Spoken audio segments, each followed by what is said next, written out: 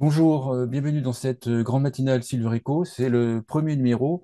Donc l'idée est de faire chaque deuxième mardi du mois un rendez-vous distanciel et live avec des décideurs de la Silver Economy ou plus largement des univers des seniors. Vous regardez l'émission enregistrée et sachez qu'il est possible de la suivre en live, donc chaque deuxième mardi du mois, ainsi de poser des questions à nos invités.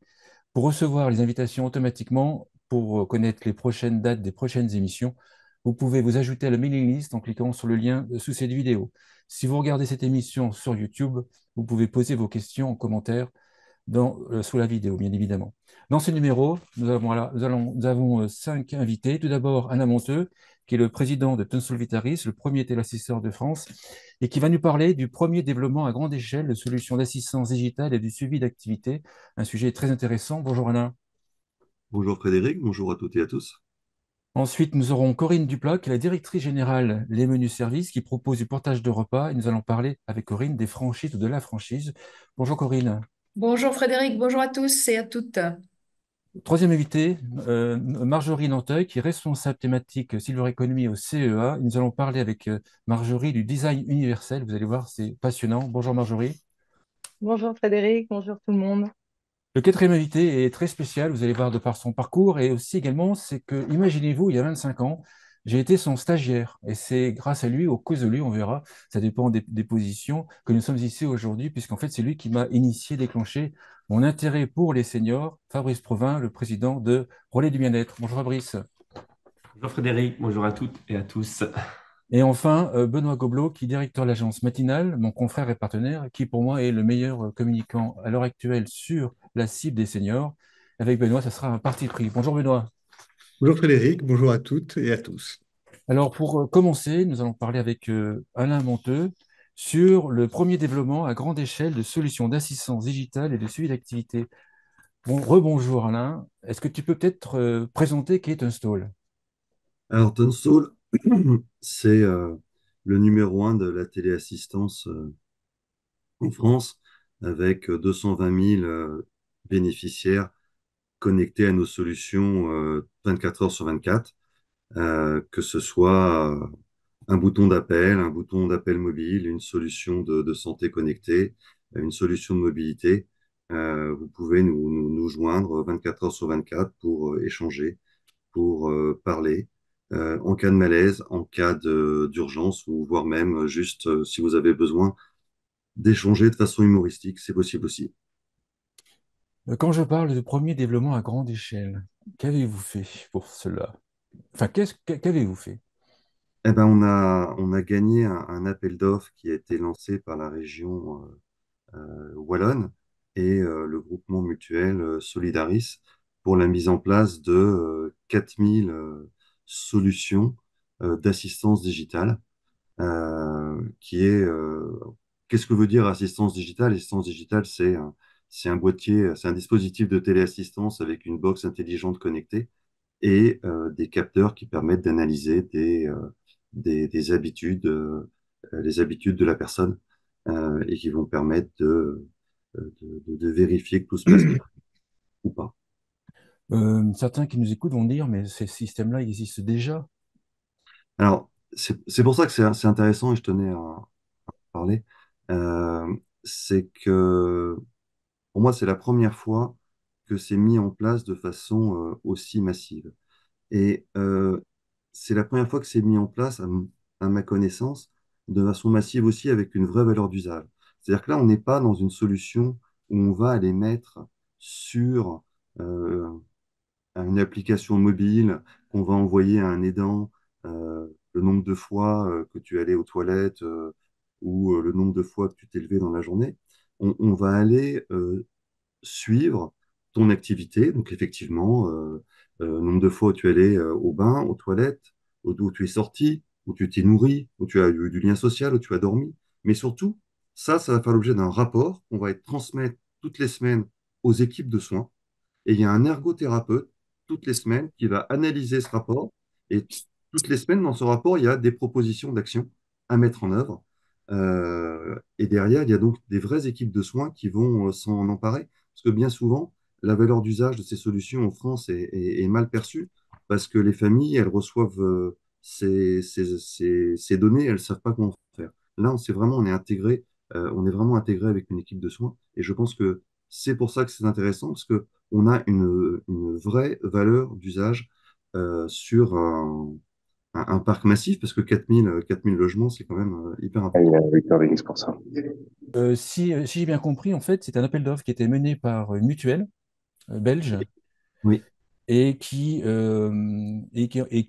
des fonds de la région wallonne et de l'Europe. Est-ce que tu peux oui, expliquer? effectivement. Ça, c'est un projet qui a été mis en place avec le soutien financier de l'Union européenne dans le cadre des plans de relance qui ont été mis en œuvre post-Covid pour pousser l'assistance digitale. Et c'est soutenu par la région Wallonne. Et il y a des mutuelles qui ont pu candidater pour avoir ces fonds. Et l'idée, c'est de, euh, de mettre en place ces solutions, de valider leur utilité, et voire même, dans un second temps, de les inscrire dans la loi, dans une logique de recherche de solutions d'hébergement durables autres que des résidences. Donc, en fait, c'est une mutuelle qui a fait un cahier des charges. Donc, en fait, la mutuelle était déjà très en avance par rapport au Alors, sujet ou pas, d'après toi? donc en fait, Comment ça s'est passé, en fait? la mutuelle, elle a fait un POC avec plusieurs prestataires pour l'aider à définir son cahier des charges. Donc, on s'est déplacé, on a installé quelques logements. J'ai même participé aux installations. Nous, on a choisi le partenaire pour faire ça, parce qu'on l'a pas fait tout seul. On a fait un partenaire qui s'appelle VAC2S, donc avec Ramzi Lerby pour pas le nommer. Et on s'est déplacés tous les deux pour faire les premières installations. Et on a suivi, on a été à l'écoute pendant tout le POC pour valider que tout se passait bien et que ça correspondait aux besoins de la mutuelle. Il y avait combien de postulants dans ce POC? Alors, je peux pas te dire, je pense qu'il y avait beaucoup de solutions et il y avait beaucoup de solutions connues sur le marché de détection d'actimétrie, détection d'activité. Donc, je vais pas tous les nommer parce que je ne les connais pas tous, mais il y avait beaucoup de Français en tout cas. Il y avait des Belges, mais il y avait beaucoup de Français. Au bout de ce POC, après, j'ai bien compris, la mutuelle a décidé de commander 4000 Alors, au installations. bout de ce POC, la mutuelle a fait un vrai appel d'offres, Ouais. d'accord, euh, pour lequel nous avons candidaté. Il y avait plusieurs lots et nous avons eu la chance d'être retenus. Pourquoi? Parce que je pense que déjà, on avait une solution qui était une vraie solution de téléassistance. Donc, c'est pas simplement des capteurs, c'est des capteurs intégrés à une vraie solution de téléassistance avec tout ce que veut dire téléassistance en termes de normes, en termes de certification et en termes de fiabilité. Parce que je pense qu'on a su aussi démontrer notre agilité et faire évoluer notre solution entre le POC et la réponse à l'appel d'offres pour vraiment caler au mieux aux besoins du client. Et c'est vrai que la solution qu'on avait au début du POC et la solution à la fin n'a strictement plus rien à voir. Donc ça, c'est une capacité de travail et d'évolution de la solution pour caler aux besoins. Et puis après, je pense qu'on a fait une belle offre et on s'est engagé aussi. Pardon. On s'est engagé aussi sur des évolutions à venir, vraiment dans le cadre d'un partenariat. D'après toi, qu'est-ce qui a fait que vous aviez les deux, trois critères qui a fait que vous soyez pris au final dans ce POC pour la suite? Oh, bah, c'est ce que je viens de dire. J'ai l'impression que c'est ce que je viens de Ah. dire. Donc, c'est cette agilité, cette vraie solution de téléassistance, et puis capacité à accompagner dans le temps. On n'a pas simplement proposé une solution, on a proposé une solution évolutive, on a proposé un accompagnement, et non pas quelque chose ben, on vous donne ça, puis vous vous débrouillez. En France, vous êtes le premier téléassisteur en France. Pourquoi ça n'existe pas en France à aussi grande échelle? Bah, c'est pour ça que je trouve ça hyper intéressant parce que, encore une fois, c'est des fonds européens. Ces fonds européens, ils existaient en France.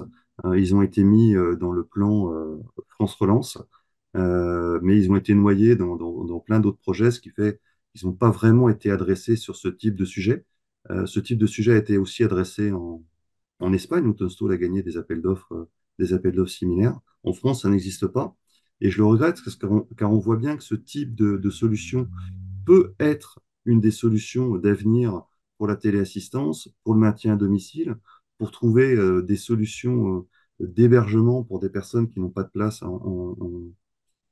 qui souhaitent rester chez eux, qui n'ont pas les moyens d'aller ailleurs. Et on voit bien qu'en fait, s'il y a la finance publique, et c'est pour ça que cet appel d'offres est intéressant, il y a la région Wallonne et l'Union européenne payent les investissements initiaux, mais la région et la mutuelle s'engagent à perdurer pendant des années après les 2 premières années de financement. Donc on voit bien que si tu as un financement public pour lancer ce type d'activité, pour en valider le besoin, et puis voire même pour le généraliser, ça fonctionne. En France, on n'a pas cet appui-là, donc ça a du mal à se mettre en place. Euh, en Belgique, les bénéficiaires ont le service gratuitement ou ils le financent? Comment ça se passe? Oui, c'est 100% financé. D'accord. Voilà, on est vraiment sur une logique de prévention et de maintien à domicile. On est vraiment sur une logique de financement 100% par la collectivité. C'est un peu un schéma, alors les financements sont différents, c'est un petit peu un schéma de ce que vous faites autour de Toulouse, où la C'est ce téléassistance qu'on est fait aujourd'hui gratuite. sur Toulouse. Enfin, c'est ce qu'on fait. C'est ce que le département de Toulouse, enfin de la Haute-Garonne exactement, fait. C'est ce que fait aussi le département de l'Essonne. Et on voit bien que si demain on veut que la téléassistance, vraiment, on rattrape notre retard par rapport à nos voisins européens taux de pénétration des plus de 75 ans. On est à 10% en France, on est à plus de 20% dans les autres pays. C'est difficile si tu n'as pas un investissement public au départ. D'accord. Ce que je trouve bien vers Toulouse, c'est qu'en fait, vous avez enfin, le taux de pénétration de la téléassistance vers Toulouse, il est très important. Ça, c'est dû à la gratuité, à ton avis? Oui. Et si j'ai bien compris, les équipements sont plus jeunes qu'en moyenne. Donc, en fait, on Oui, fait parce plus de qu'on prévention. est dans une vraie logique de prévention. On essaye de capter les personnes avant qu'il se passe quelque chose de grave, et ce qui permet de les maintenir à domicile le plus longtemps. On avait fait une étude sur les bienfaits de la téléassistance qui prouve que si tu as une téléassistance proactive et personnalisée, tu permets de maintenir le maintien à domicile de 2 ans en moyenne avant une entrée en établissement. Donc c'est très important. Et c'est exactement la démarche de la région wallonne, c'est de trouver des solutions pour accroître l'offre d'accueil et d'hébergement. Et ça, c'est important, c'est une problématique qu'on a. On voit les difficultés qu'on a sur certains logements. On sait que les personnes, elles veulent rester chez elles, pardon. Donc c'est vraiment une solution, une des solutions, parce qu'il y en a plein d'autres, hein. Mais en tout cas, c'est une des solutions qu'on pourrait pousser et qu'aujourd'hui, qui ne sont pas poussées. Est-ce à dire qu'en fait, pour que la téléassistance se développe à la plus grande échelle, puis peut-être des technologies, des solutions, enfin des solutions, des services similaires, il faut que ce soit gratuit pour les bénéficiaires? C'est une bonne question. La France, ça n'a pas fait ce choix-là. On est sur les marchés européens, on est un des seuls marchés qui pousse principalement le côté privé, où le bénéficiaire paye. Ce n'est pas forcément le cas sur d'autres pays européens. Donc, on peut effectivement déduire que c'est un des éléments clés de développement. Euh, En tout cas, on voit que si la collectivité territoriale, si les CCAS s'en emparent, parce que souvent les personnes vont aussi dans leur CCAS, ça se développe plus. C'est un constat. Donc, est-ce qu'il faut que la puissance publique investisse plus dans une logique de prévention, qui, je rappelle, de toute façon, on s'y retrouve sur les économies qui sont faites en aide sociale, en coûts d'hôpitaux, en frais d'intervention des services d'urgence. Il n'y a pas, y a pas photo, les gains, ils sont là, hein. Ils ont été prouvés. Une question un peu plus personnelle, comment est-ce que tu fais pour suivre autant de dossiers? Parce qu'il y a 90 départements ou plus, il y a la Belgique, la Belgique, du Benelux, enfin du Benelux, avec le Luxembourg. Comment est-ce que tu fais pour suivre autant de dossiers? Pas prévu cette question, Frédéric. Je sais pas. J'essaye d'être curieux. On essaye tous d'être curieux et de s'intéresser à plein de choses. Et c'est ça qui fait le sel de ce qu'on fait. Sinon, Sinon, on s'ennuierait. Et après, on a une sacrée équipe chez Vitaris qui s'entraide. Donc, je suis pas tout seul. On est même très nombreux et avec des gens assez compétents. Des questions dans la salle. Donc, pour poser vos questions, vous pouvez soit prendre le micro, puis vous serez enregistré, la caméra, ou soit des questions dans la chat. Est-ce que nos invités ont des questions? Marjorie, Benoît, Benoît. Oui, bonjour, bonjour Alain. À nouveau, bonjour. Moi, j'avais deux questions. Une question purement pratique. Tu viens juste de dire chez Vitaris, et comme l'entreprise s'appelle Tunstall Vitaris, existe-t-il une distinction derrière les deux noms? Et peux-tu m'expliquer laquelle? Première question. Deuxième question, où tu parlais tout de même globalement le sujet de l'intervention des pouvoirs publics pour favoriser la prise de téléassistance par les personnes âgées.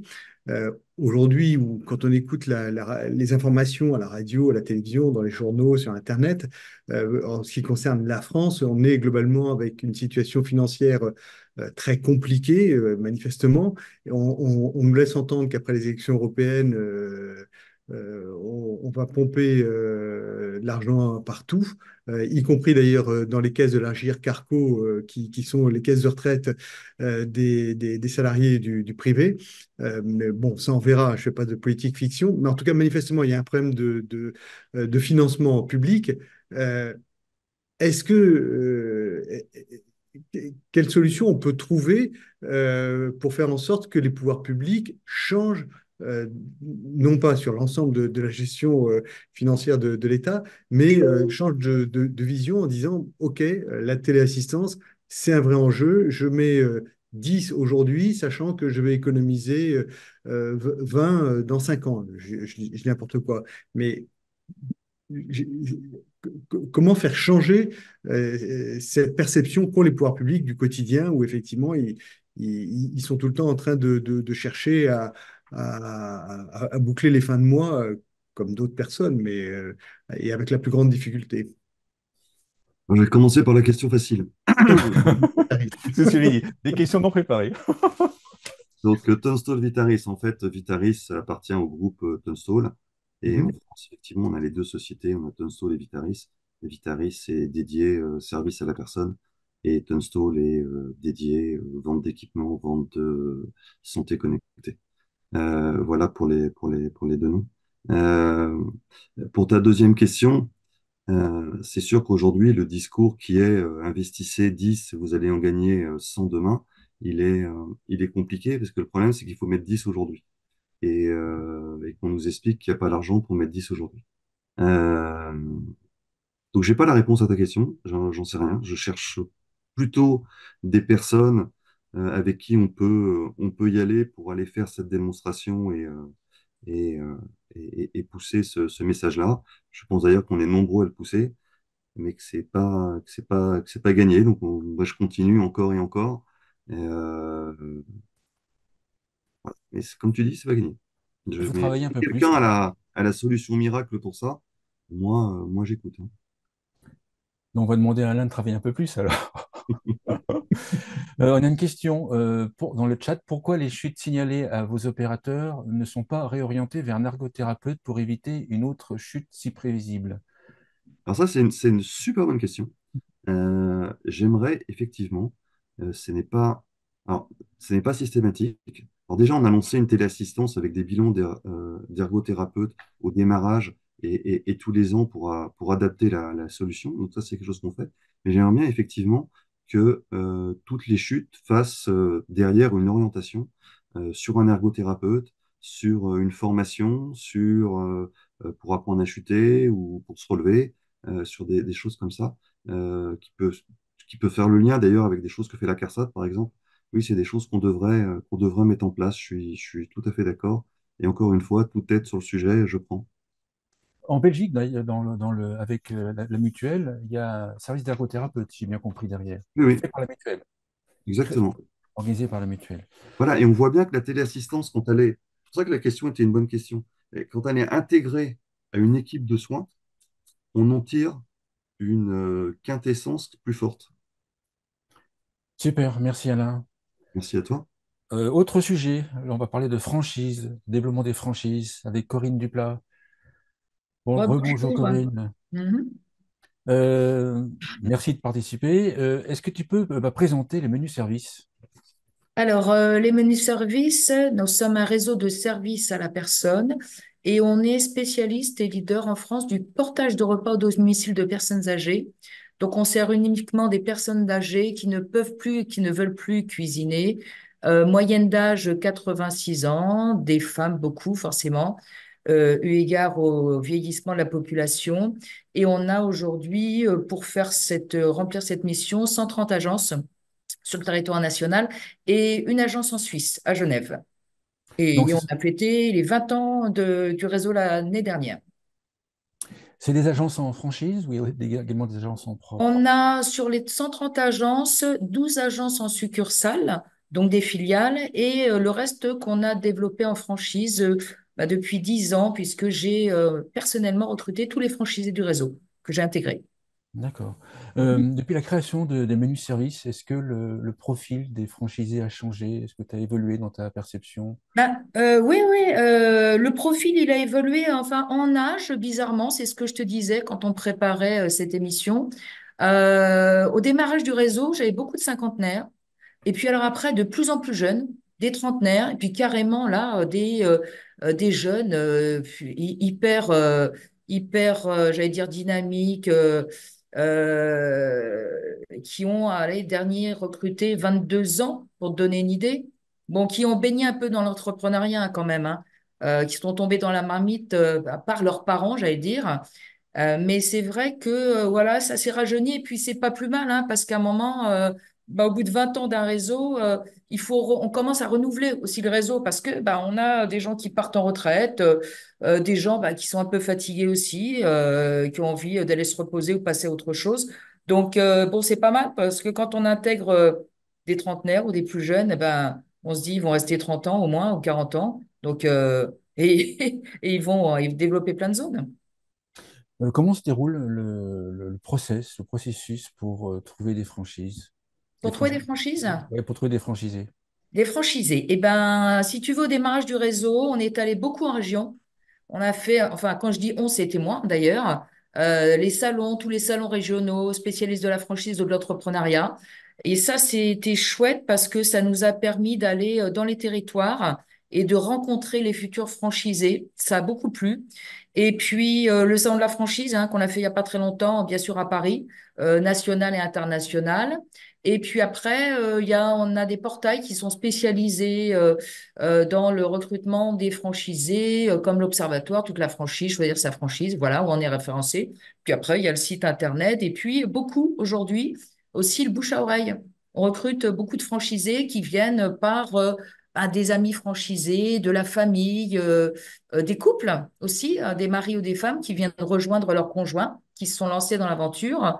Donc voilà, ça c'est comme pour nos bénéficiaires, c'est bien la recommandation parce qu'on nous amène des gens bien. 130 franchises dans 10 ans, il y en aura Ouais. combien? Enfin, 10 ans. Dans 10 ans, il y aura combien? Je te Bon. dirais, le chiffre, je sais pas si c'est le chiffre qui compte. Ce qui compte, c'est d'arriver à couvrir le territoire et puis d'aller. Alors, on a beaucoup couvert, développé au démarrage du réseau les grosses agglos, naturellement, hein, et Paris et la banlieue et Lyon, etc. Et puis ensuite, on est allé de plus en plus vers le semi-rural. Et après, vraiment, la mission aujourd'hui, ce qu'on fait déjà, hein, mais c'est d'aller sur les territoires les plus reculés. Parce que, on l'a tous constaté, certaines communes se sont désertifiées, c'est ça le mot? Mhm. Ouais, je crois. Et on se retrouve avec des personnes âgées très isolées, des commerces qui ont fermé. Il y a des choses que je vois revenir, c'est chouette, comme quand j'étais petite dans le village de mes grands-parents, où il y a la camionnette, tu sais, qui passait et le boucher, le charcutier, l'épicerie. Donc voilà, nous, on est l'épicerie, si tu veux. On est la brasserie qui va aller dans ces villages qui sont reculés. On va déjà, mais il y a encore pas mal de territoires ruraux à couvrir. C'est ça Le, le- l'ambition. le portage de repas se fait par véhicule. Est-ce que c'est rentable Ah, de c'est partager le repas dans un milieu très rural? Ben, alors, si avec des c'était distances. Ah oui, oui, oui. Alors, déjà, c'est rentable parce que si c'était pas rentable, c'est ce que je dis à mes futurs franchisés, on serait pas là au bout de 20 ans et avec autant d'agences. Ça, c'est ma première réponse. Et après, si tu veux, la rentabilité, elle dépend bien entendu de l'organisation d'une tournée. On va pas aller livrer un bénéficiaire à 30 kilomètres de l'agence.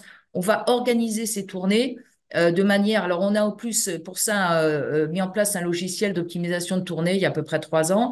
Mais après, quand on va servir un bénéficiaire un peu loin, on va prospecter autour du bénéficiaire, dans son village, dans son environnement, de manière à ne pas le servir que lui, forcément, parce que sinon, ça n'a pas de sens. Donc, c'est tout l'enjeu de notre métier, c'est l'optimisation des tournées, tu sais, pour déjà livrer le repas de la personne à l'heure, et puis pour que tout le monde soit servi comme il l'entend, bien sûr. C'est-à-dire qu'en fait, la zone, on va dire, entre guillemets, d'influence ou de développement d'autres services se fait au début progressivement par le C'est rayon, ça. le rayon s'agrandit au fur et à mesure que les gens. Au début, j'imagine que vous refusez des gens qui habitent trop loin et que vous Bah, accepterez plus tard parce qu'il y aura plus de monde qui vont utiliser le service. Ben, si tu veux, pas forcément refuser, parce qu'en fait, nous, quand on est une agence locale, on va faire de la prospection en local. On Hmm, va pas aller faire de la prospection à 30 kilomètres au démarrage, tu vois. d'accord, Donc, d'accord. naturellement, ce sont les clients qui ont vu ou qui ont entendu parler de nous sur leur territoire qu'on va les livrer. Et puis après, petit à petit, c'est un peu ça, tu vois, en escargot, on va agrandir notre périmètre et puis agrandir nos tournées. Donc, c'est pas la même tournée qui va livrer à 20 kilomètres. Quel est le profil, ou s'il y a plusieurs profils, ou le profil d'un candidat à la Hmm. franchise? Cherche. D'un candidat, alors il n'y a pas de profil d'âge, tu vois, comme je te disais, il faut pas être ni jeune, ni vieux, ni homme, ni femme, on a tout, et des couples aussi. Moi j'aime bien dire, quand je parle avec sur les salons, tu vois, à des futurs franchisés qui viennent chez nous ou ailleurs, je leur dis d'abord, cherchez un réseau, donc un métier qui a du potentiel. Bon, nous on est dans les services à la personne et sur les métiers du grand âge. Donc forcément, eu égard à la démographie, on a du travail pour très longtemps. Je dis toujours de vérifier la solidité d'un réseau. Donc on a 20 ans aujourd'hui. Donc on va dire le réseau a largement fait ses preuves. Et puis j'aime bien dire surtout, moi je l'ai vécu durant ma déjà longue carrière, choisir un métier qui a du sens pour soi et qu'on aime et qui a du sens dans les services à la personne, c'est super important. C'est un peu comme un sacerdoce, hein, de servir des personnes âgées tous les jours. Donc, le sens du service, l'empathie, l'écoute. Donc, ça, c'est super important. Et puis, bien entendu, comme pour n'importe quel entrepreneur, il faut être un commercial, hein. Il faut aller vendre ses services. Donc, nous, c'est à des prescripteurs. Donc, il faut inspirer confiance parce qu'on va rentrer dans le domicile d'une personne âgée. Donc ça, c'est super important. Mais voilà, il y a toujours, bien entendu, un travail de commercial et de prescription pour aller faire connaître ces services. Donc c'est ça. J'espère que j'ai répondu à la question. Mais oui, précision qu'en fait, vous fournissez les repas aux franchisés. Oui, Donc le nous, on franchisé, est, c'est le développement, la relation commerciale, plus la livraison. c'est ça. Nous, le franchisé, c'est un petit peu comme la collection dans un magasin. On va lui faire les repas. Alors, on a des cuisines dédiées qui nous appartiennent en propre et des partenaires. Donc, nous, on prépare les menus en amont. On a ici au siège des diététiciens et diététiciennes. On va ensuite faire fabriquer les repas qui vont être livrés dans les agences, hein, des franchisés. Et on est aussi éditeur de logiciels. Ça veut dire que le franchisé va passer les commandes de ses bénéficiaires via le logiciel ou aujourd'hui via le site Internet, parce qu'on a développé et mis en place un site marchand, parce qu'on a aujourd'hui des papis, mamies geeks, voilà, qui sont parfaitement à l'aise pour passer leurs commandes, ou aussi les aidants, bien sûr, hein, les enfants comme moi, ou les tuteurs qui vont aussi pouvoir passer les commandes pour les bénéficiaires. Donc oui, on est éditeur de logiciels et on est centrale d'achat pour les repas. Si tu rencontres un entrepreneur qui veut se lancer sur la silver economy, donc pas forcément sur le portage de repas, Ouais. et qui veut se développer sous forme de franchise, quel conseil tu lui donnerais? Alors, pas forcément sur le portage de repas, au sens large, tu veux dire de la franchise, dans les services à la personne? C'est quoi le... À destination Ouais. des personnes âgées. Alors, les personnes âgées, c'est un peu ce que je viens de te dire. on est sur un secteur, un marché qui a un très, très fort potentiel. Donc là, forcément, c'est même pas, je dis toujours un boulevard, c'est une autoroute. Les services à la personne, ce sont plein de métiers, formidables métiers, et d'aide aux personnes âgées notamment. Bon, vous avez peut-être tous vu là le beau rapport de la Cour des comptes, hein, qui est sorti la semaine dernière, qui a beaucoup parlé de nous. N'est-ce pas, qui fait dire que bah, les métiers de service à la personne sont utiles, indispensables pour permettre aux personnes âgées c'est ce que disait Alain tout à l'heure, de vieillir chez elles et de terminer leur jour chez elles. Donc, on a beaucoup de métiers que l'on peut s'approprier via la franchise, puisque la franchise, c'est la transmission d'un savoir-faire. On va apprendre à une autre personne, à faire notre métier et à bien le faire puisqu'on l'a déjà éprouvé. Donc c'est ça, si tu veux, la franchise, c'est un facilitateur pour aller vers un métier qu'on a envie d'exercer. Toujours cet entrepreneur qui veut se lancer en franchise, tu lui conseilles de faire combien de points en succursale, en propre, pour prouver le modèle en fait? J'imagine qu'en fait, vous avez lancé votre première agence en propre Ouais. pour prouver que ça fonctionnait. Est-ce qu'une agence en propre qui fonctionne, ça suffit pour attirer d'autres franchisés ou est-ce qu'il faut... Parce que vous en avez 12. Est-ce que le fait que vous en avez 12, ça rassure ou pas? C'est ma question. Oui, ah non, non, mais c'est pas le nombre d'agences en propre ou en franchise qui rassure, si tu veux. D'accord. Quand j'ai commencé à développer le réseau il y a 10 ans, on avait allez, on avait une douzaine d'agences, grosso modo. Ce qui était compliqué plutôt pour un franchiseur quand il commence à se développer, c'est de s'étendre sur le territoire national. Parce qu'après, il faut aller partout, il faut développer, si tu veux, un pôle d'animation réseau. Et c'est plutôt ça au début qui est compliqué, c'est que quand tu as que 10 agences, qu'elles soient en succursale ou en franchise, c'est forcément le futur franchisé, le candidat, il se pose la question, est-ce que le réseau est solide? Est-ce qu'il a de l'avenir? Après, quand tu as passé les 50, 60, 70 agences, il n'y a plus vraiment de sujet. Tu vois, il n'y a pas de sujet de succursale ou de franchise. Là, tu es bien implanté, tu as ta notoriété, donc le candidat, il est rassuré. En préparant, en fait, tu m'as donné une idée, enfin, tu m'as expliqué quelque chose, c'est qu'en fait, les menus services fonctionnaient au niveau du franchise parce qu'en fait, vous fournissez bien sûr une expérience, une façon de faire, mais pas que, en fait. Vous avez les repas que vous fournissez. Mhm. Pareil, j'imagine pour ceux qui font l'aménagement du domicile. Alors que ceux qui font du service pur, en fait, il y a, toi, ce que je veux dire, en fait, est-ce que tu peux un petit Ouais. peu expliquer ta vision? Ouais, je vois ta question. Si tu veux, la difficulté dans la franchise, c'est l'évolution du savoir-faire.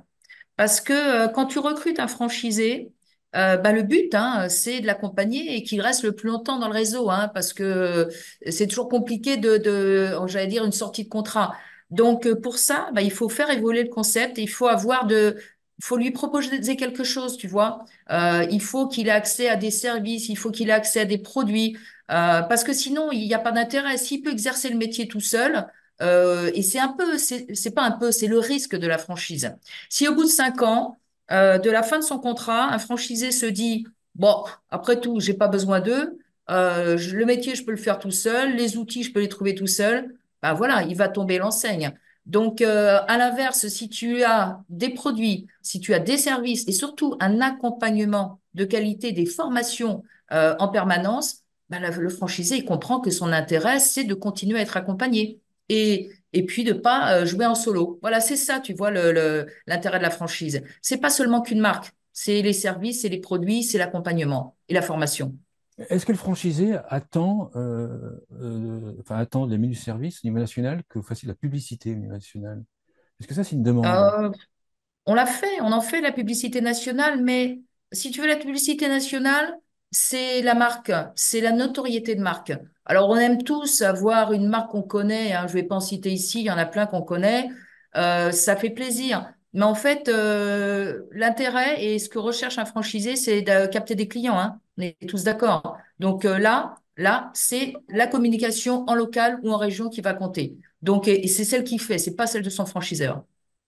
Il y a une question dans le chat que je vais poser. Je vais reformuler la question parce que je suis bien compris. C'est pourquoi la téléassistance est si difficile à proposer dans le cadre du portage de repas à domicile. J'imagine que c'est marqué portable, mais j'imagine que c'est portage du repas à domicile, Ouais. alors que la clientèle est la même. Non, pas du tout, au contraire. J'aurais pu le dire tout à l'heure. Dans la plupart de nos agences, on propose de la téléassistance et c'est très complémentaire avec nos services parce que nous, on est, si tu veux, le portage de repas, on est la porte d'entrée du maintien à domicile. Quand une personne âgée a besoin de portage de repas, ça veut dire que elle va rester chez elle et avoir besoin d'autres services. Donc, la téléassistance, bien sûr que ça en fait partie. Après, c'est ce que disait Alain, je crois, tout à l'heure. Si tu veux, il y a des communes qui la proposent à des prix défiant toute concurrence et là, on a un peu de mal à la vendre forcément. Mais non, non, on en propose dans beaucoup de nos agences. D'accord. Un point que tu veux rajouter ou une conclusion Ouais, Alain? Alain Oui. voulait poser une question? Alain, le Pardon. micro. Oui. Est-ce que, puisqu'on parle de franchise, est-ce que tu penses qu'on peut monter une franchise de téléassistance? C'est une bonne question. Bah, tu vends, j'allais dire, toi, tu vends tes services à des franchisés ou à des réseaux de franchise. Mhm. Donc, après, j'allais dire, là, on parle de sous-traitance. Et qui est parfaitement possible, en l'occurrence dans les services à la personne, sur ce type de service. Je sais pas, tu vois, franchement, est-ce qu'il y a un intérêt? Euh, là, je sais pas répondre à ça, franchement. Mais comme dans beaucoup d'agences de services à la personne et d'enseignes, on propose de la téléassistance. Moi, je trouve que avoir un téléassisteur qui propose le bon produit, qui le fait évoluer, parce que tu vois, c'est ce que tu disais Alain tout à l'heure. Enfin, ce qui est compliqué, sur un métier, c'est de faire évoluer son produit. Toi, tu le fais bien, tu es le spécialiste, donc autant rester le spécialiste et puis après, qui va le déployer dans les réseaux ou dans les agences indépendantes, tu vois. Je, Ok. je- ouais, je C'est crois une que vraie question. ouais, ouais, pas trop de sujets. Autre question pour Corinne? Moi, j'avais une question effectivement à poser à Corinne. Euh, on dit très souvent pour les enseignes commerciales classiques qu'on connaît dans les secteurs l'automobile, la mode, l'alimentaire, ainsi de suite, on dit très régulièrement que pour couvrir le territoire français, il faut entre 200 et 250 implantations commerciales. Donc, vous avez dit tout à l'heure 130, vous aviez une autoroute devant vous, donc ça me paraît évident. Par contre, il y a une autre question qui me vient, c'est que quand on regarde leur implantation, c'est très souvent dans des grandes métropoles, dans des grandes villes où il y a effectivement un potentiel de consommateurs à chaque fois assez important, et très souvent dans les zones plus reculées ou les plus petites villes, là, il y a un déficit et on retrouve plutôt des boutiques traditionnelles. Enfin, voilà, Mm. donc, c'est peu couvert. Et dans votre propos tout à l'heure, ça a été évoqué, par exemple, les zones rurales. Et il me semble que là, pour le coup, bah, les grandes métropoles, les zones rurales, ça marche pas tellement. Donc, vous, qu'est-ce que vous privilégiez par rapport justement à un franchisé? C'est plutôt les grandes métropoles, plutôt les zones rurales secondaires? Alors, on propose tout parce qu'en fait, nous, on a fait découper le territoire en zones de chalandise Mhm. par un cabinet de géomarketing et les zones dépendent de la densité de population âgée puisque c'est notre cible exclusive. Et en fait, alors bien entendu que on va avoir beaucoup de densité sur des grosses agglos comme Lyon ou Paris, mais avec des inconvénients parce que livrer, c'est compliqué dans ces grosses agglos, stationner, c'est très compliqué. Alors qu'à l'inverse, bien entendu, c'est ce que je disais tout à l'heure à Frédéric, on fait un peu de kilomètres, mais organisé pour aller en semi-rural ou en rural, par exemple, mais on n'aura pas du tout ces inconvénients-là. Donc, vraiment, ça va dépendre de la densité de population, mais je trouve que, c'est ce que je disais tout à l'heure, je trouve qu'on est en train de redynamiser les territoires quand même. Enfin, j'espère, j'y crois, et d'autant plus avec le vieillissement de la population, et on voit bien, alors la Covid ou le Covid, a fait partir pas mal les citadins, justement, qui ont permis de redynamiser ces territoires un peu éloignés. Donc, je pense que on va avoir l'opportunité de redéployer des services en milieu rural ou semi-rural. On verra, l'avenir nous le dira, mais on voit des services émerger et assez inventifs sur les territoires assez reculés aujourd'hui. Merci. Super. Merci Corinne. Merci à Nous, tous et à nous allons toutes. parler de design universel avec Marjorie Nantaille, qui est responsable thématique Silver Economy au CEA. Bonjour Marjorie, rebonjour. Bonjour. Oui, La question que j'ai envie de te poser, c'est que fait le CEA dans la silver economy? oui. Euh, le CEA, Parce c'est que pour moi, un... le E et le A, ça veut dire énergie atomique. Voilà. Oui, alors effectivement, bon, ok, tu m'invites, je vais reprendre mon petit laïus sur l'histoire Ouais. de l'organisme. C'est un organisme de recherche publique qui, quand on le connaît effectivement pour son acronyme, donc ses travaux sur les énergies, puisqu'il est né en 1945 à un moment où la France doit se doter de l'arme nucléaire. Donc on a toujours une direction de l'armement dédiée au nucléaire et puis doit aussi se doter de l'indépendance énergétique et les travaux sur l'énergie nucléaire le permettent. Mais c'est aussi un moment où il y a une mission de réindustrialisation de la France. Et quand l'État se dote d'un organisme de recherche, et ce serait dommage de passer en privé pour l'utiliser pour cette mission-là. Et du coup, on a très très vite été très au front dans notre relation aux entreprises, euh, finalement des enjeux de société. Donc, on a été interrogé sur notre capacité à accompagner bien évidemment des enjeux de transition comme la transition énergétique. Aujourd'hui, on a développé notre activité autour de tout ce qui est énergie autre que le nucléaire. Pour la petite histoire, c'est 20 000 personnes le CEA et il y a 10 000 personnes qui travaillent sur euh, les travaux historiques énergie nucléaire, mais 10 000 personnes donc qui travaillent sur toute autre chose. Donc c'est quand même pas rien. Et cette diversification, elle est liée, ce que je disais, à cette interaction avec les besoins des entreprises qui nous interrogent sur des enjeux de société. Donc, on a accompagné aussi tout le volet transition électronique avec cette fameuse loi de Moore des années 80 et un gros ancrage sur la microélectronique, un gros savoir-faire sur la microélectronique de l'organisme. Et puis, cette capacité aussi à interfacer des choses en milieu un peu hostile, via de la robotique, via de l'interface homme-machine, nous a amené aussi à développer un gros pôle robotique et aujourd'hui un autre pôle intelligence artificielle. Donc, on est aussi un acteur qui accompagne les entreprises sur la transition numérique. Et donc, dans ce volet, bien évidemment aussi sécurité défense, tout ce qui va être autour de la sécurisation des données. Et dans nos progrès aussi de miniaturisation et d'intégration de dispositifs, on a été un acteur intéressant dans tout ce qui va être santé. On a aujourd'hui un gros département médecine du futur. Donc, c'est tous ces travaux sur les enjeux de transition qui nous amènent aujourd'hui à dire, bon, sur le volet transition démographique, est-ce qu'on est capable d'apporter une réponse technologique pertinente et comment on l'adresse? Donc, voilà pourquoi le CEA arrive sur l'angle vieillissement de la transition démographique. À ce stade, moi, en tout cas, je ne m'occupe pas de la partie natalité, mais, euh, mais voilà, il y aura ce biais Silver Echo sur le volet CEA. Est-ce que tu peux donner des exemples d'actions que tu mènes, de projets que tu mènes, ce que tu proposes Ouais. aux acteurs? Alors, il y a déjà les initiatives dans l'ADN CEA de la recherche, donc des gros projets de recherche qui n'ont pas été forcément initiés par le CEA, mais dans lequel le CEA a été partenaire. Ça a été le cas d'un gros projet européen autour de l'interopérabilité des systèmes connectés, par exemple. On est impliqué dans un projet de territoire d'innovation Grandes Ambitions dans la Meuse, où là, on accompagne aussi tout le volet autour de la télémédecine et finalement, de la qualification des dispositifs médicaux dans le sourcing, voilà, dans l'intégration d'une télémédecine efficace. Au niveau de la région sud dans laquelle je suis située, on a ancré un modèle multipartenarial de hub, donc un hub d'innovation qui est cofondé avec la Massif et Toyota euh, à ce stade, mais qui est un système respirant et on est ouvert à d'autres partenaires. Et c'est là où je rejoins le volet design peut-être universel, où on intègre cette notion du design universel en mode euh, finalement stratégie d'une co-construction, en évitant les angles morts et en établissant un plan d'action pour tous.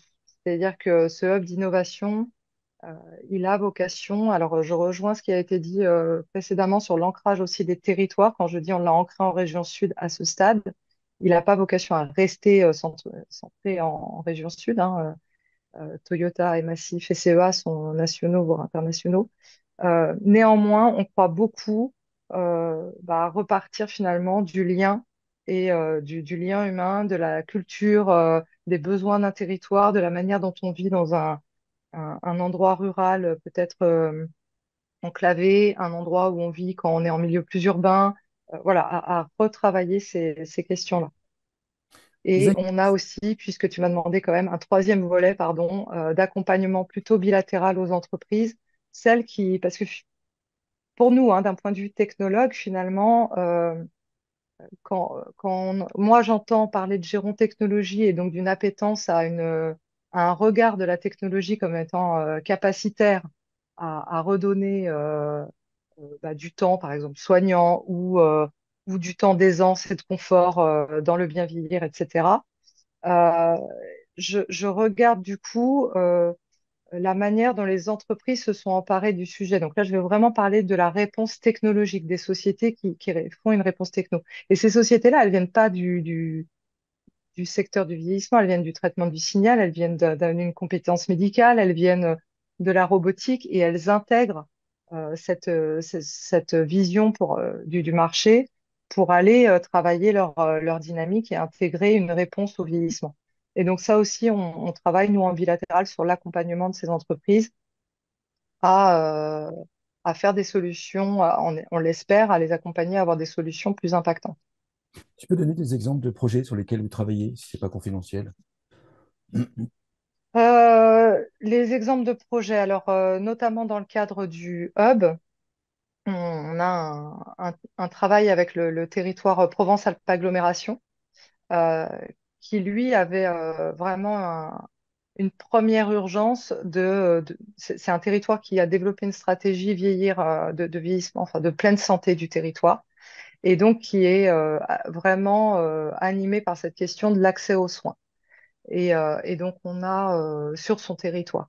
Et donc, on a travaillé ce projet, on travaille ce projet avec eux, puisque dans l'accès aux soins, il y a le volet, bien évidemment, du vivier de soins, mais il y a cette notion d'accéder à. Et donc, on va revenir finalement à s'appuyer sur les existants, les forces vives du territoire. Donc là, aujourd'hui, on a un fort travail avec leur énergie communautaire, puisqu'il y a un principe de réalité. C'est vrai qu'en 50 ans, la société a changé de manière drastique.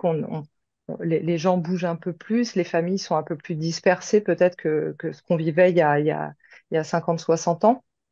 Mais néanmoins, euh, au-delà de l'aide familiale, enfin de l'approche familiale, du lien familial, même si je sors d'ailleurs de ce mot aide, il y a le lien social autour, le lien avec le commerçant du coin, le lien avec la pharmacie, le lien, bon, on le voit, la Poste l'exprime très bien, par exemple, sur ce lien finalement de vie au quotidien. Donc, nous, ce qu'on travaille là, par exemple, c'est un angle qu'on regarde avec les habitants et avec les politiques du territoire, euh, l'angle d'approche. Alors, c'est aussi un territoire intéressant parce que c'est un territoire qui, pour l'instant, a tout de même pas mal de zones blanches, ce qui embarque quelque part naturellement une certaine fracture numérique, parce que si vous n'avez pas de réseau, il n'y a pas tellement d'intérêt d'avoir une armada technologique forte en termes de liens numériques. Donc du coup, on a un territoire qui n'est pas tellement adoptant du numérique. Donc là, on travaille sur une application hyper fonctionnelle, simple, pratique, pour voir avec eux si c'est utile de, de, de finalement le rendre plus lisible et plus visible, cet aspect communautaire, pour renforcer encore le côté un peu comme ce que tu vois dans TripAdvisor ou dans un GoEmio. Tu peux avoir l'appli et être intéressé par un resto ou un voyage et regarder ce qui va être qualifié. Comme tu peux te balader dans des rues, à un moment tomber sur un resto et te dire, bah tiens, il a une petite étiquette qui me plaît bien, là je vais aller dedans. Bah, là, c'est un peu l'idée de travailler sur cet aspect de la communauté, de la structurer, de voir si on arrive à travailler l'exercice de structuration. Et en même temps, c'est un levier pour nous de travailler sur cette fracture numérique en redonnant du sens à un objet, et en construisant ensemble une solution d'application adossée. Et puis l'autre volet qu'on travaille, c'est la mobilité. C'est vraiment ce volet. Alors, j'ai bien noté de reprendre contact avec Corinne sur le volet finalement euh, la porte d'entrée au domicile. Il y a vraiment quelque chose de très intéressant pour nous. Donc voilà, je reprendrai la tâche. Et sur l'optimisation des tournées, etc., bien évidemment, on a des sujets similaires sur le territoire. Un cas d'usage très pratico-pratique, nous, sur le territoire de Provence-Aglo, c'est Provence-Alpes-Aglo.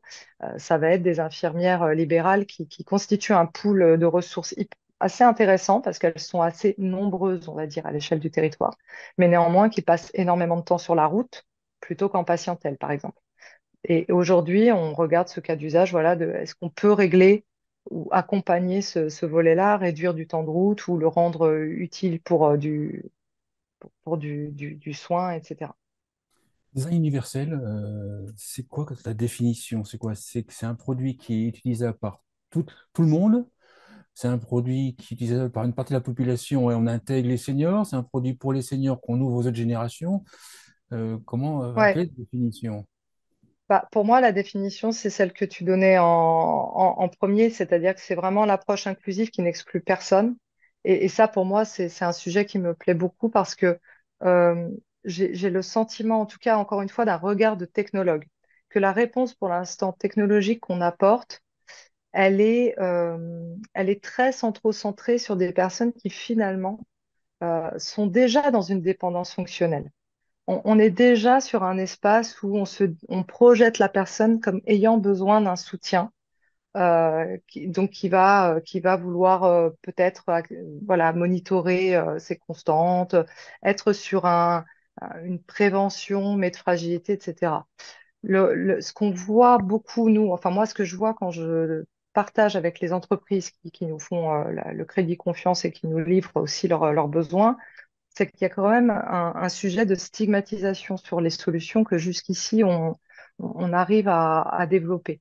Et pour moi, ce levier, il est hyper intéressant dans le design universel parce que le design universel, il dit qu'on doit être dans un continuum de vie, point. Il doit s'adresser à tous. Il nous invite totalement à l'intergénérationnel sans le formater, puisque en fait, c'est un produit. Pour moi, si je donne l'exemple, on va reprendre, c'est un travail aussi qu'on mène sur la zone marche. Euh, la zone, le design qui se veut, on va dire, celui que tu décrivais sans obstacle, adapté peut-être pour un moment, un parcours de vie senior, ce serait la fameuse l'aide à monter l'escalier, le fameux escalier enfin, la fameuse Montesquieu. rampe le fameux monte-escalier, qui finalement, lui, contourne un obstacle. L'escalier est un obstacle, je te permets de continuer d'aller dans ton étage, mais en mettant quelque chose qui quelque part dit son nom, voilà, tu ne peux plus monter l'escalier. Donc on est dans dans une stratégie de contournement. Il y a des choses qui existent sur le design, on va dire, plus inclusif, où là, on va faire de la semi-marche. Ça va être plus, voilà, j'adapte le produit pour te permettre de continuer ta fonctionnalité, mais on est sur, je coupe les marches en deux, j'élargis. Voilà, pour moi, on s'approche déjà d'un design qui intègre des évolutions fonctionnelles et on adapte un produit en conséquence. Le design universel serait, si on va jusqu'au bout, alors là, c'est peut-être la maison, mais c'est vraiment se dire, bah, finalement, j'oublie, j'enlève l'escalier et c'est cette rampe progressive qui permet à tout le monde d'y aller. Pour moi, le design universel, si je le pousse différemment, hein, c'est quelque part, c'est nos objets d'optique là, c'est cette fameuse histoire de pourquoi ça marche si bien de changer une douche une salle de bain en salle d'eau, enfin une baignoire en douche. Parce que quelque part, c'est absolument pas stigmatisant. Alors, déjà, vous répondez à un premier statut de l'échelle dans la pyramide de Maslow, c'est à l'hygiène, garantir la capacité de rester en hygiène tout au long de sa vie, ce qui quand même est un point fort. On parlait de la nutrition, voilà, on est quand même sur des éléments fondamentaux de la vie. Alors que la zone escalier dans une maison, on évite, on arrive à s'accommoder. Mais en plus, on a trouvé, voilà, enfin, c'est effectivement aujourd'hui, beaucoup de gens trouvent ça très pratique d'avoir une douche et vous n'avez pas besoin d'avoir 80 ans, 75, 60 ans pour vous dire je vais mettre une douche. Et c'est cet esprit-là, c'est un moment de se dire, enfin, moi, c'est ce qui me faisait ressourire, et là, c'est qu'à titre personnel, mais quand j'avais 14 ans, je regardais des gens de 27 ans en me disant, oh, ils sont pas si vieux. 27 ans, je regardais ceux de 45 en me disant, oh, ça va, c'est pas si vieux. À 45, je regarde ceux de 60 en me disant, oh, bah, c'est bon, on est nickel. Je suis sûre qu'à 60, j'espère, c'est une chance de vieillir. Voilà. je regarderais des gens en me disant, oh, 75 ans, on est fringant. Enfin, finalement, il y a pas vraiment de raison, à part avoir une fracture dans ta vie, pour te dire, tiens, peut-être que là, il est temps quand même que je regarde mon aménagement, que je regarde ma capacité à faire. Et c'est là-dessus que, du coup, je trouve que le design universel est hyper intéressant parce qu'il pointe ça en disant finalement, très bien, il n'y a pas de raison de se considérer voilà, à un moment plus fragile à un moment qu'à un autre. Et moi, justement, design universel, j'englobe cette notion-là. Donc, en fait, il y a un point qui m'intéresse, en fait. Si bien compris, au moment, sauf si, voilà, s'il y a un moment de fragilité ou une prise de conscience, là, effectivement, on pourrait basculer sur un design un peu plus senior, entre Mm, guillemets. mm. Avant, en fait, ou si ce point de rupture n'arrive pas, ou cette prise de conscience n'arrive pas, c'est plutôt le design universel. C'est un petit peu ça le. C'est ce qu'on teste là actuellement parce que si tu veux, je reviens sur des choses très pragmatiques quand je te dis que nous, on accompagne aussi des entreprises. L'entreprise, faut qu'elle vive. Tu sais, c'est toujours mes petits slogans, sans usage, la technologie meurt. Quand on me dit, mais pourquoi le CEA est si centré usage? Bah, parce que nous, notre ADN, c'est la techno. Donc, si on veut que la techno vive, il faut quand même un usage. Sinon, donc c'est intéressé, hein, c'est, voilà, c'est sans usage, la techno meurt, je regarde les usages. Les boîtes, quelque part, si on a une super solution, mais que la boîte meurt, bah, on n'a plus personne finalement pour l'intégrer et rendre ce service. Donc, il faut que la boîte vive. Et la boîte vit quand elle a du client. Et quand tu te focuses sur la dépendance, tu es quand même sur enfin, pas une niche, mais un secteur qui est plus réduit finalement, qui est plus restreint que quand tu englobes le volet universel. Donc moi aussi, dans ma dynamique d'accompagnement, j'essaye d'ouvrir ces méthodes-là pour regarder s'il n'y a pas matière, en tout cas peut-être en alors, j'essaie maintenant de le mettre au plus près du premier step. C'est-à-dire justement d'éviter le côté, j'ai déjà investi dans un produit qui finalement est très tourné dépendance et je vais voir ensuite comment l'élargir au tout à chacun. Parce que finalement, si le design universel fonctionne vraiment, il n'y a aucune raison justement que le produit déjà pensé pour le tout à chacun ne convienne pas à la personne qui a des fonctionnalités plus réduites, etc. C'est vraiment le design universel, c'est penser une solution pour tous. Je redonne ma rampe escalier, bah, c'est pour la personne à mobilité réduite, c'est pour l'enfant qui rampe, c'est pour la personne qui court. Elle est vraiment pour tout le monde, en fait. Et c'est là où ça devient aussi intéressant, dans cet Super. élargissement de cible. Une question. Est-ce qu'il y a des questions des invités, des participants? Eh ben, merci, Marjorie. Alors oui, je vois qu'il y a Bonjour Marjorie, est-ce que vous travaillez aussi avec les associations? Euh, et ben, alors oui, alors dans le cadre du hub, je vous disais, c'est un système respirant. Nous, on fonctionne avec l'expertise des gens. Et donc oui, je travaille avec des associations, par exemple, d'aide à domicile. Je travaille avec des associations de services à la personne.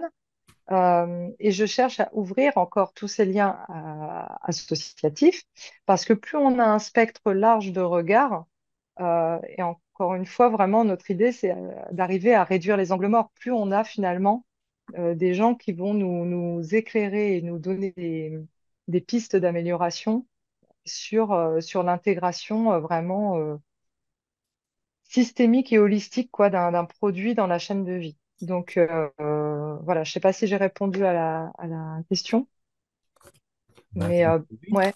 Et ben, Jérôme, en tout cas, si vous êtes intéressé, on continue. En fait, Merci beaucoup. Nous allons passer à notre merci à vous. invité spécial, Fabrice Provin. Est-ce que Fabrice est là?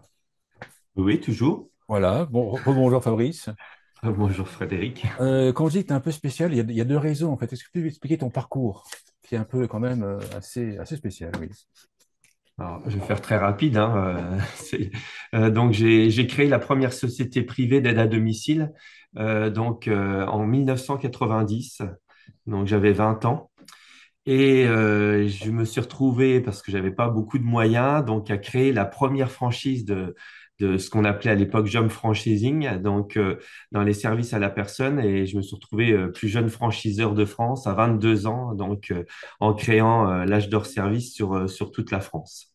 Et donc aujourd'hui, donc j'étais pas trop calmé de la création d'entreprise et j'ai recréé une activité, une société On va en reparler donc sur les actions de prévention sur plusieurs jours pour des personnes en situation de difficulté, comme après un deuil, après un cancer, et puis malheureusement un peu l'actualité par rapport aux aidants familiaux.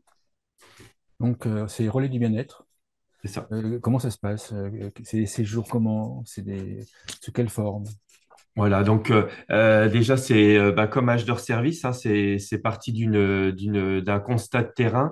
En fait, j'ai restauré un monument historique qui était en ruine. Je l'ai restauré pendant 10 ans, et à la suite de cette restauration, les personnes qui venaient vers moi, donc plutôt en chambre d'hôte au départ, bon, c'était pas trop ma vocation de faire du tourisme, mais je me suis rendu compte en fait que les personnes qui venaient me donnaient toujours les mêmes propos. On lâche prise, on se ressource. C'était même encore même plus fort. On oublie nos tracas, notre mauvaise santé, etc. Et là, donc, j'ai tout de suite fait le lien avec mes activités d'âge d'or service en me disant, mais est-ce que nos monuments historiques français qu'on affectionne pour la plupart d'entre nous pourraient ne pas servir uniquement qu'à faire des mariages et des chambres d'hôtes, mais également pour des publics fragilisés qu'on connaît. Et donc, en fait, j'ai pris une page blanche et j'ai imaginé donc ces actions de prévention donc sur plusieurs jours. Donc, les personnes viennent dans ces demeures historiques, avec un environnement, comme vous pouvez l'imaginer, agréable, non inseptisé, pour venir donc cheminer vers un mieux-être, voire même une meilleure santé, que ce soit pour les aidants familiaux ou après un cancer, etc. Et nous sommes prescrits pour la plupart du temps, soit par nos partenaires historiques, entre autres les caisses de retraite,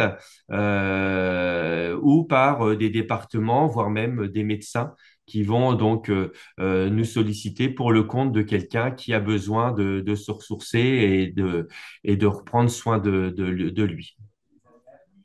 Les profils des personnes, est-ce que c'est des personnes qui ont déjà eu, enfin, on a vu, il y a les aidants, c'est des personnes qui ont une prise de conscience d'un événement.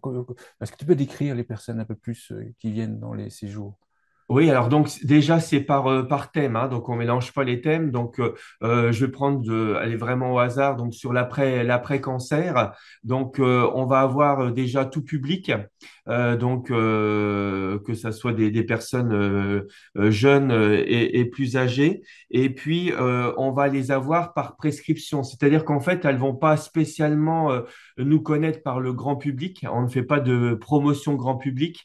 Elle va nous connaître soit par le financeur lui-même, donc mettons sa mutuelle qui va informer de l'existence de notre concept, soit un prescripteur de type, mettons la Ligue contre le cancer, qui va donc prévenir que dans un mois, dans 2 mois, il y aura donc une action de prévention à tel endroit et que la personne peut s'inscrire parce qu'il y a un financement qui est prévu soit par le département, soit par une mutuelle ou par la Ligue. On a eu des dons qui ont été versés à la Ligue pour mettre en place des actions de prévention comme les nôtres. Donc, des publics très ciblés par rapport au thème. Hein, donc, je les reprends. Donc, après un deuil, ça va être souvent la caisse de retraite qui va écrire à ses ressortissants pour dire que il y a une action de prévention près de chez eux, 3 jours, 4 jours. Là, pour le deuil, c'est 4 jours au tel château. Avec telle activité, hein, sophrologie, gym adapté, nutrition, il y a des soins. Pour le cancer, il y a de la socio-esthéticienne. Donc vraiment un projet pour cheminer pour que la personne puisse, à l'issue de ces quelques jours, reprendre sa vie en main. Comment est-ce que tu fais pour convaincre les financeurs, en fait? Parce qu'en fait, les séjours, j'imagine qu'il y a quand même un budget assez élevé, ça dépend comment on regarde, en fait. Comment est-ce que tu fais pour les convaincre de financer ces séjours? Donc ça, c'est déjà un peu mon expérience, parce que même avec l'âge d'or, j'avais déjà ces mêmes partenaires, hein, essentiellement les caisses de retraite. Maintenant, les départements, bah, je les convainc déjà parce qu'en fait, ils ont eux-mêmes une politique d'action sociale et ils sont toujours à la recherche d'innovation. On considère aujourd'hui que sur le concept, un petit peu comme il y a 30 ans avec l'âge d'or service, on a innové sur le concept. Et donc, ils vont être motivés pour financer parce que normalement, c'est des coûts réduits à terme. On est en train de travailler sur ce qu'on appelle aujourd'hui les mesures d'impact social. Donc, pour prouver que ce que l'on fait est utile et non pas uniquement agréable, hein, il est utile pour la société, il est utile pour la mutuelle, la sécurité sociale ou autre. Donc, il y a un vrai intérêt, pas uniquement humain, mais en termes de coûts évités. On pense par exemple pour les aidants que le fait que l'aidant se protège, prenne soin de lui, eh bien, il sera plus aidant plus longtemps. Il va respecter aussi sa propre santé parce qu'on sait que souvent il s'oublie. Et donc, du coup, il va maintenir le proche malade à domicile, ce qui fera des livraisons de repas, ce qui fera de la téléassistance, voilà. Donc ça c'est important de prouver en fait que notre concept c'est pas un one shot, c'est vraiment un accompagnement sur un changement de vie. On est surpris hein, qu'au bout de 3 4 jours, les personnes prennent conscience qu'elles mangeaient mal, qu'elles ne faisaient plus de sport. Et le fait d'être chouchouté et d'être vraiment dans un environnement agréable, eh ben, ça fait des lâcher-prises et vraiment des prises de conscience pour aller de l'avant. Toujours la même logique de question. Les financeurs sont multiples entre quelqu'un qui est à Metz ou quelqu'un qui est à Troyes, par exemple. Ouais. Euh, Comment est-ce que vous gérez autant de financeurs? Enfin, comment c'est géré? Alors, c'est très, très compliqué. Ça fait partie de notre savoir-faire. Alors, on voudrait qu'il soit un peu moins compliqué. Donc, on est en train de discuter avec des acteurs vraiment nationaux. Mais tu as raison de parler par département. Aujourd'hui, on a l'essentiel de notre financement qui se trouve dans les départements par des réponses à des appels à projets. Et on a des disparités incroyables.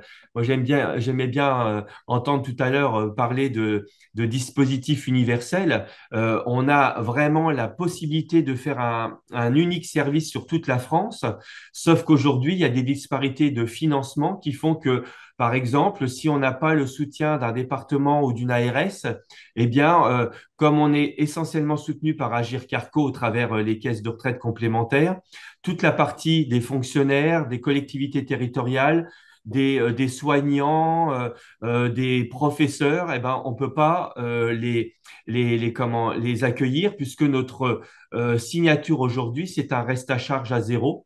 Donc, en fait, ceux qui ne peuvent pas avoir un financement privé ou par une mutuelle ou par un centre communal d'action sociale, pour le moment, on ne peut pas les recevoir. Donc, il y a une vraie disparité aujourd'hui parce que on passe essentiellement par des départements, par des ARS.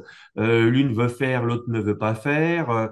Alors, il y a bien, on l'a tous entendu, hein, en octobre, un mouvement gouvernemental de mettre en place des prestations pour les aidants familiaux, par exemple, mais ça redescend pas ou très difficilement.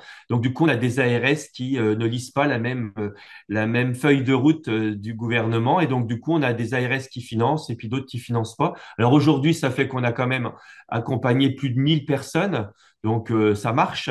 Mais c'est un travail par rapport à ta question. Nous, on a un service qui ne fait que des dossiers tous les jours de financement individuel, collectif pour pouvoir prétendre en fait à accéder à nos actions de prévention.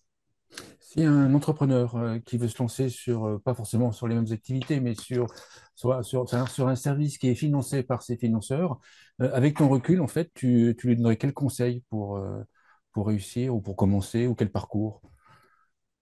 Bah, écoute, déjà, entrepreneur, oui, ça veut dire qu'il faut avoir envie d'entreprendre et bien sûr aussi de pas se dire, comme je l'ai entendu tout au long de ma carrière, on est sur le marché des seniors, alors encore plus aujourd'hui, on parle de la silver economy et tout, hein, c'est que en fait, il faut être très patient et que ça marche pas à tous les coups.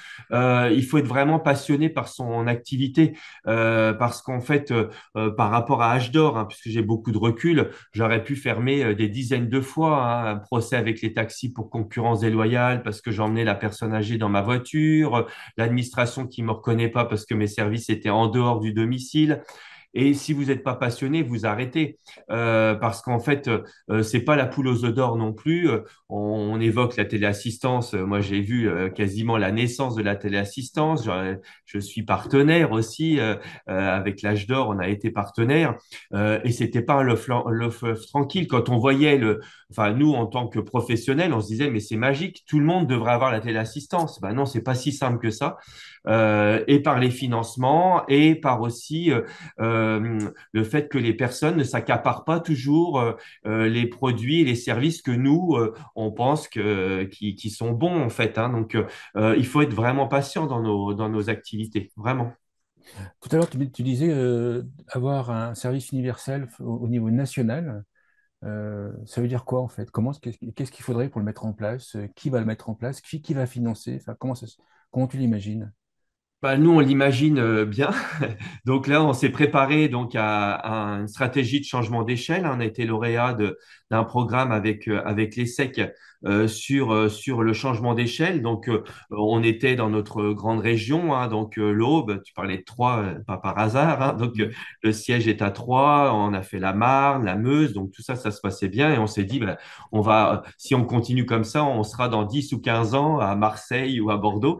Donc, c'est pas possible. Donc, on a vraiment mis en ordre de marche une stratégie de changement d'échelle. Et donc, en fait, l'idée, c'est d'avoir des partenaires plutôt à envergure nationale. Alors, on cite souvent la CNSA, hein, la Caisse nationale de solidarité autonomie, qui viendrait à dire, bon, bah voilà, sur des parcours et des actions de prévention comme ce que fait Relais du bien-être, eh bien, on finance en fonction bah, éventuellement d'une pathologie, d'une prescription médicale.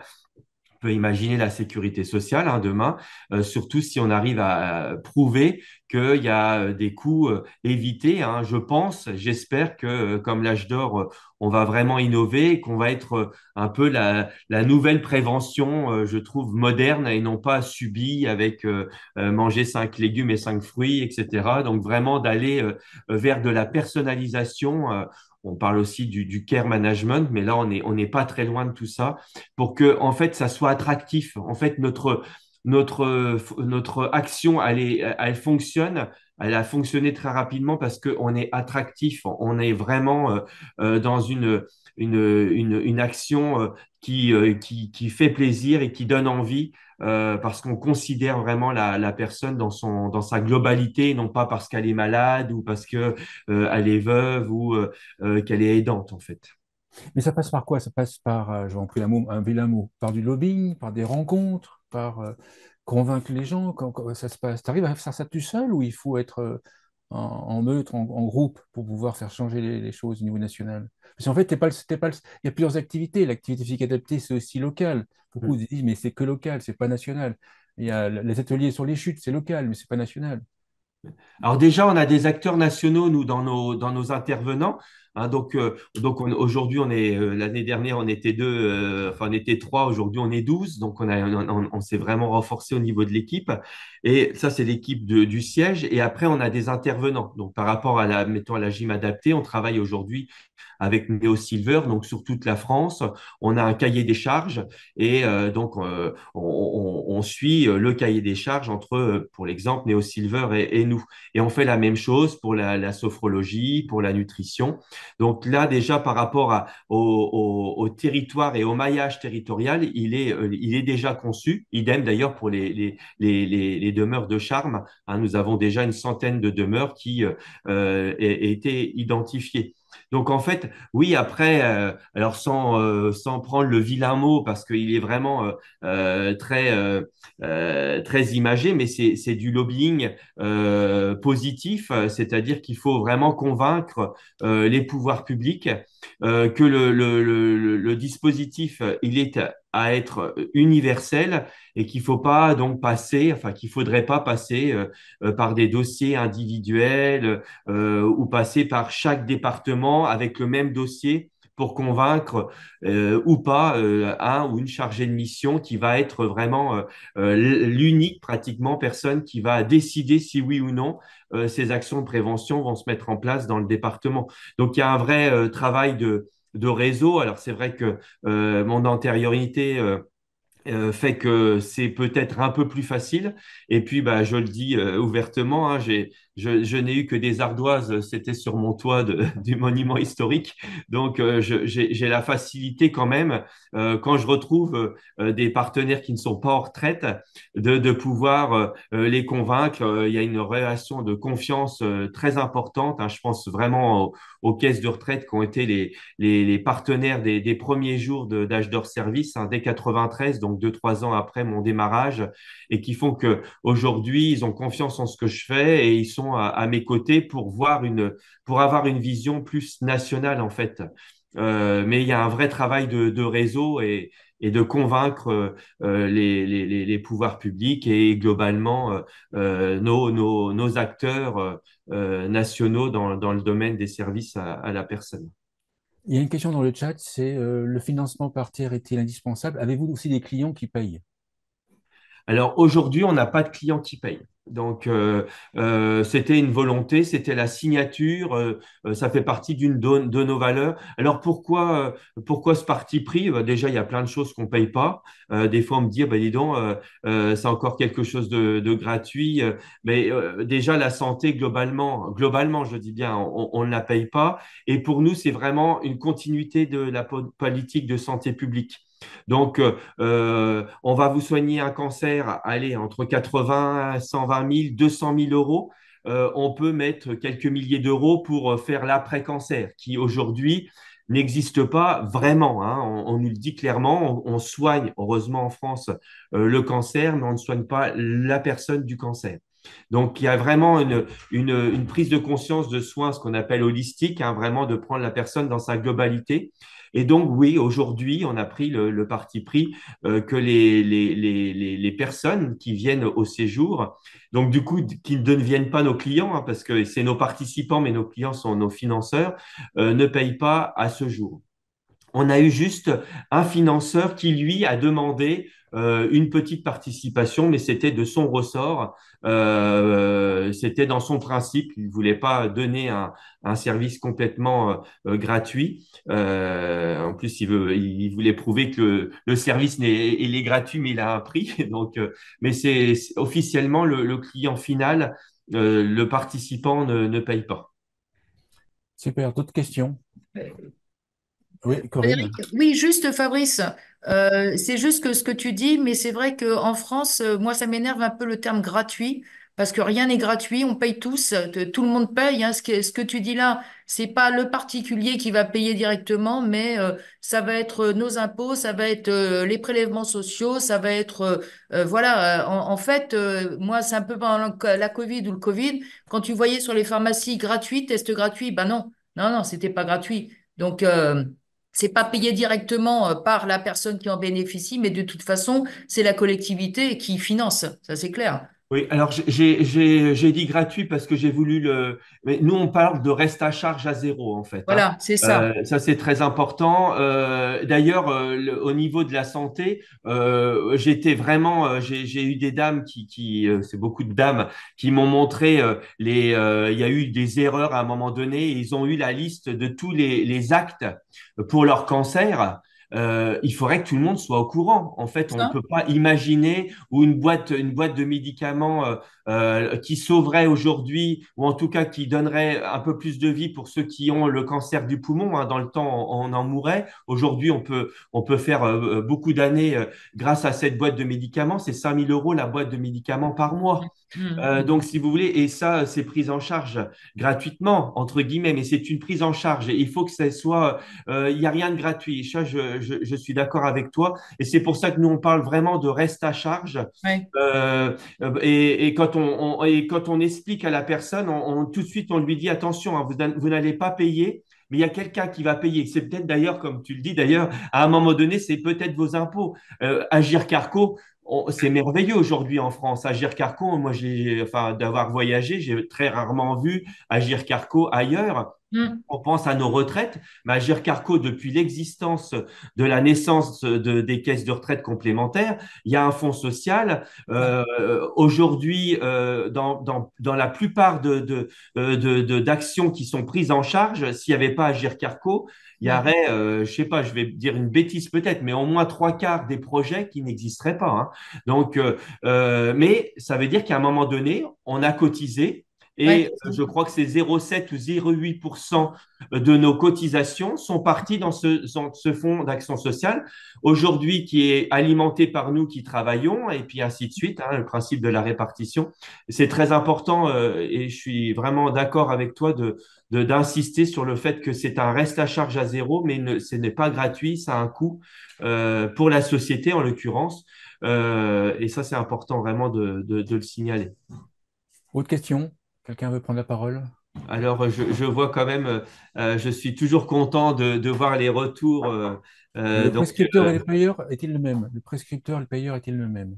alors, ça, c'est une bonne question parce que, alors, le payeur en l'origine, par exemple, pour les caisses de retraite sur l'accompagnement du deuil, euh, et donc, si vous voulez, par rapport au payeur, je vais partir du payeur. Il peut l'être prescripteur. L'exemple type, c'est le deuil. Le deuil, c'est la caisse de retraite qui va envoyer donc un mailing en fonction de ses propres critères, à discrétion. Donc, je vais dire que je ne les connais pas dans un département, une région. Et donc, elle va décider d'écrire à donc ses ressortissants et de leur proposer l'action de prévention prise en charge par la caisse de retraite. Donc là, il est et prescripteur et payeur. Ça, c'est le plus idéal pour nous et malheureusement, c'est le plus rare, hein. Donc, pour les aidants familiaux, par exemple, ou pour l'après-cancer, les prescripteurs ne sont pas les payeurs. Donc, la Ligue contre le cancer qui va nous prescrire va pas spécialement être, elle, le financeur. Et ça va être très compliqué parce qu'on va trouver des financeurs qui vont avoir des critères. Je reprends l'exemple de la prise en charge par les départements. Souvent, le département prend en charge dans le cadre de l'autonomie, donc des plus de 60 ans. Le prescripteur, la Ligue contre le cancer, va trouver une personne de moins de 60 ans qui a vraiment besoin de notre action et eh bien, on ne va pas pouvoir la prendre parce que le département, dans son critère, c'est plus de 60 ans. Donc ça va être embêtant, ennuyeux. Donc aujourd'hui, globalement, c'est quand même plutôt le prescripteur qui n'est pas le payeur. Donc par rapport à la question, et c'est tout l'enjeu de la recherche d'un financement un peu plus universel par les ARS, par la CNSA, par l'Agir Carco, mais le chapeau Agir Carco et non pas caisse de retraite par caisse de retraite, qui pourra nous aider à faire en sorte que ça marche, ça continue à bien marcher en l'occurrence. Super, merci Fabrice, merci beaucoup.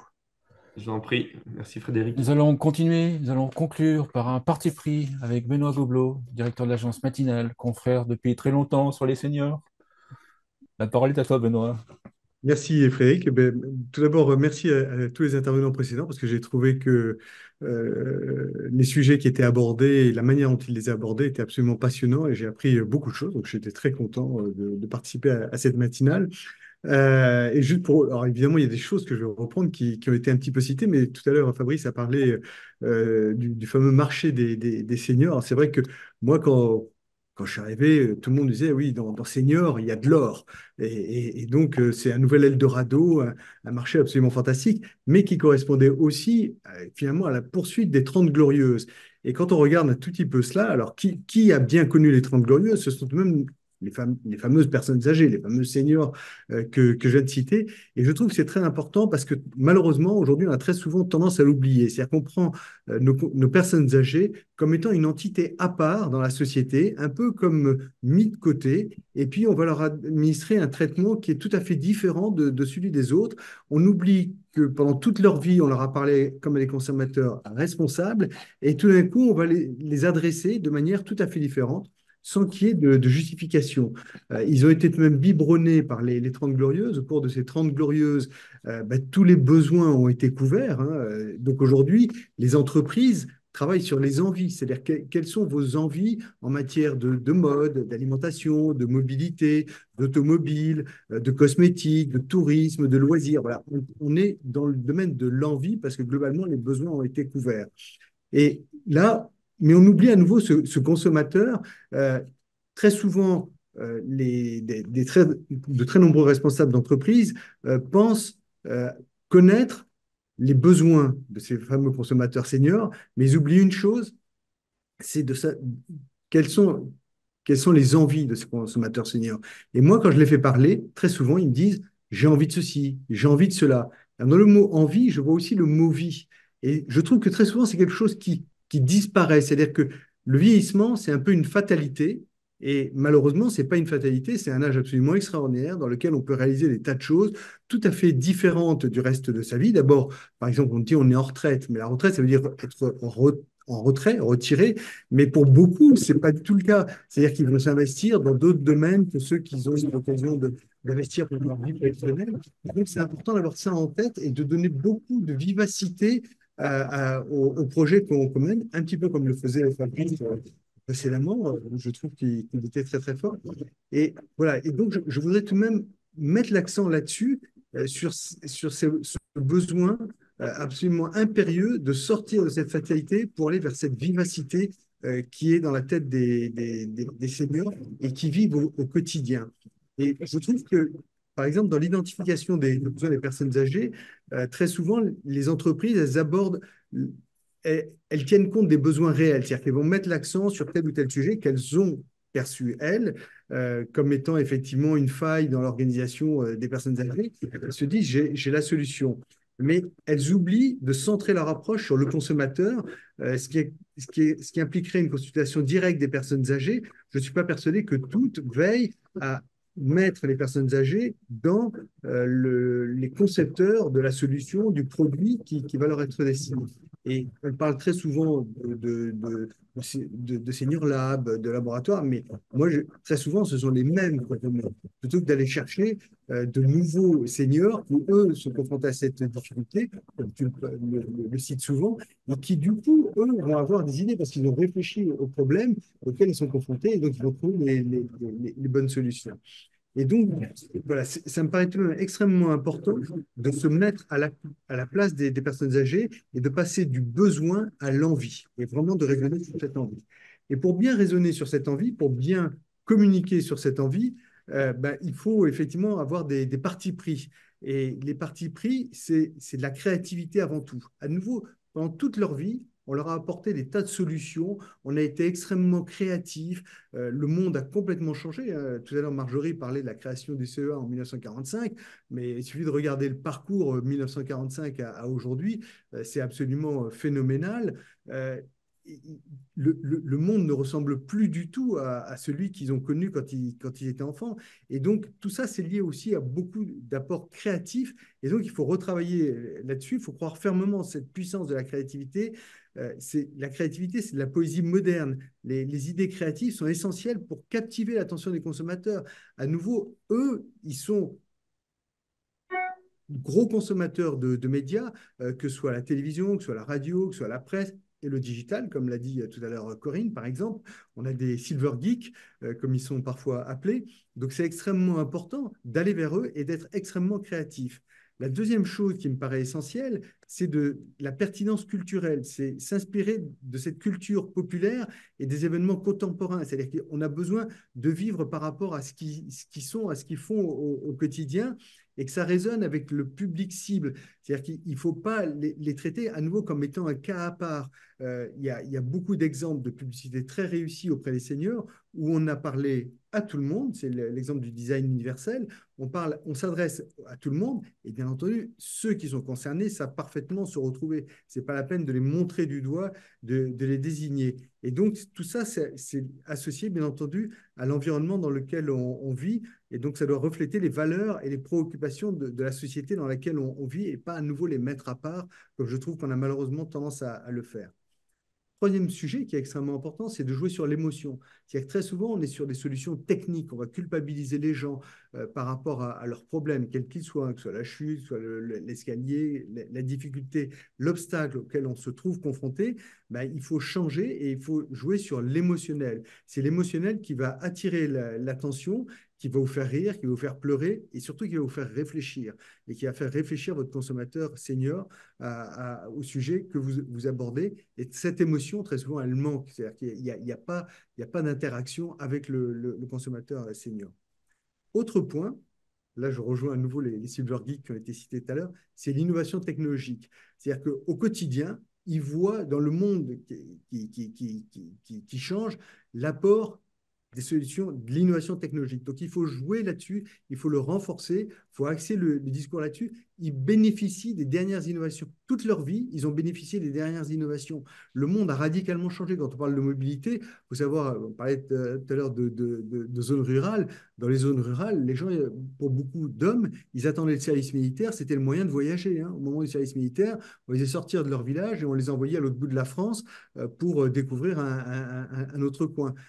Aujourd'hui, la mobilité, elle existe, mais tout ça, c'est l'innovation qui existe et qui va encore changer. Les modes de mobilité vont changer. Et pour finir, bah, c'est aussi d'avoir une certaine provocation dans la communication. Et cette provocation, elle est extrêmement forte parce qu'elle va permettre de cliver et à nouveau de faire réagir les gens.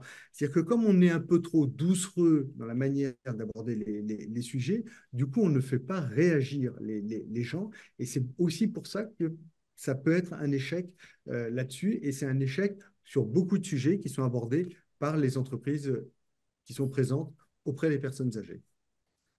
J'ai Voilà, compris, créer une réaction, créer une émotion, et c'est ce qui pousse au passage à l'action. tout à fait. Exactement. Alors, pour finir, je voulais vous parler d'un autre événement, faire un peu de la promotion d'Age Économie en partenariat avec Tunstall Vitaris. Merci Alain. La prochaine soirée, c'est le 15 mai à 19 heures. C'est dans un hôtel particulier à Paris. Et notre invité d'honneur, c'est Sybille Lemaire, qui est la directrice exécutive de Bayard et la fondatrice du club Landois. Les informations via le lien sous la vidéo sur ageconomie.org.